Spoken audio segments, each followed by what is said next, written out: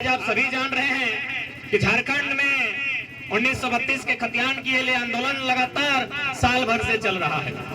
नौजवान उपस्थित हैं, अनुभवी अभिभावक उपस्थित हैं। आज प्रत्येक व्यक्ति को इस तथ्य को समझना होगा कि आखिर आज इस राज्य में लड़ाई की आवश्यकता क्यों है। आज यदि हम लोग लड़ने के लिए सड़कों पर नहीं आते हैं और सड़कों से होकर सदन तक नहीं जाते हैं तो आने वाले 20 सालों में झारखंड का क्या नुकसान होगा, ये प्रत्येक नौजवान को, ये प्रत्येक झारखंडी आवाम को आज थोड़ा समझना होगा।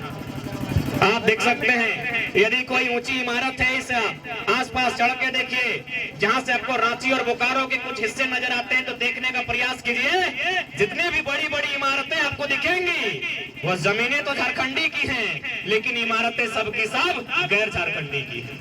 तो इसीलिए अगर आज नीति नहीं बनती है, आज अगर आप लोग नीति के लिए नहीं लड़ते हैं तो 20 सालों में मैं पूरे दावे के साथ कह सकता हूं, पूरे साल भर से मैं झारखंड में आंदोलन के लिए भ्रमण कर रहा हूं। गांव गांव गली गली लगभग 18 जिला, लगभग 125 ब्लॉक में जाने का काम किया हूं। जो स्थिति सामने है ये यही सामने है कि आने वाले 10 से 15-20 सालों में लगभग 10% झारखंड के लोग शरणार्थी हो जाएंगे।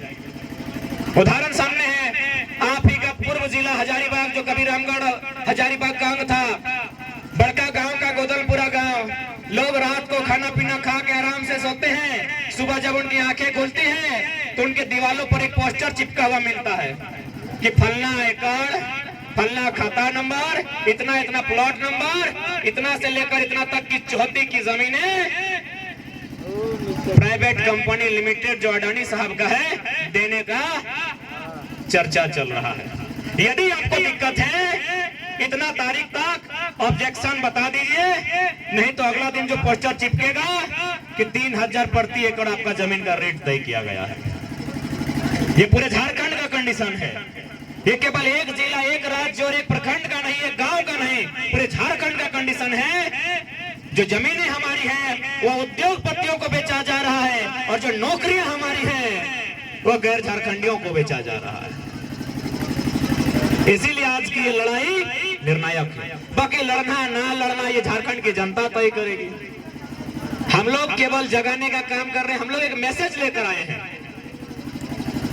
हम और आप कुछ विशेष नहीं है, आपका भी 2 आंख है, मेरा भी 2 आंख है, लेकिन एक कहावत है ना कि पतवा तो पेट में हले मुंह में नहीं बोले, बस हम मुंह से बोल दे रहे हैं कि ये हो रहा है।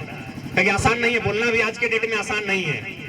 मुख्यमंत्री को चुनौती देना, सामने एसपी डीएसपी का बैठा है उसको चैलेंज करके बात करना आसान नहीं है। बस हम वही काम कर रहे हैं जो आपके पेट में है, हम जबान से ला के रख दे रहे हैं कि गलत कहाँ हो रहा है। बाकी जैसा आप हैं ऐसा हम भी हैं।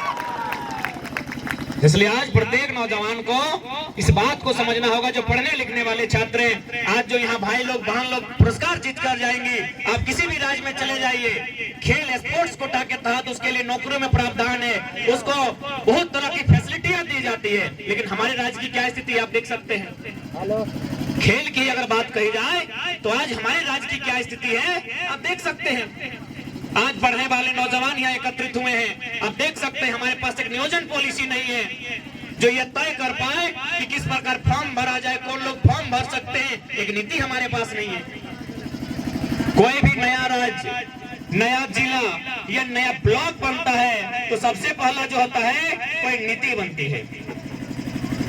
डोमिसाइल हो या फिर एम्प्लॉयमेंट की हो या फिर अन्य नीतियां हो, यानी कोई भी राज्य अगर बनता है तो सबसे पहले एक नीति बनती है जो उस राज्य को सुचारू रूप से संचालन करने में भूमिका का निर्वहन कर सके। लेकिन दुर्भाग्य की बात है, फुटबॉल का जो 5 मिनट का, और अभी जो हम लोग दौड़ने के लिए निकले यहाँ भी एक रूल था कि निर्णायक महोदय झंडा दिखाएंगे, सीटी बजाएंगे, फिर आप दौड़ लगाएंगे।